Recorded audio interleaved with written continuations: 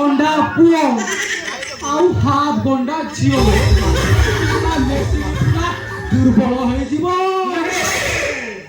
Machine ପୁରା ସବଳ ଅଛି।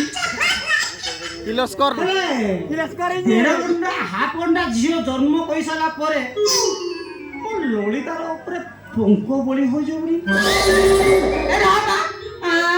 ଜଙ୍କ ଲାଗି ଯାଉଛି ହେଇଠି 1.5 ଘଣ୍ଟା ପୁଅ ଆଉ 10 ଘଣ୍ଟା ଝିଅ ଜନ୍ମ କରିବାକୁ ହେଲେ ମତେ ପୁରା ହ୍ୟାଣ୍ଡସମ୍ ଟୋକାଟେ ଦରକାର।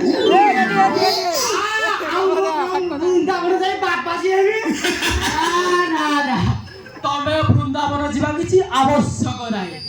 ଆମର ଯୋଉ ଦିଟା କୋଳ ଶିଶୁ ହେବେ ତାକୁ ତମେ କୋଳରେ ବସେଇ ଖେଳିବ ଆଉ ଗାଇବ ଝୁଲୁରେ ଝୁଲରେ ବିତେଇ କପାଳ ଝୁଲ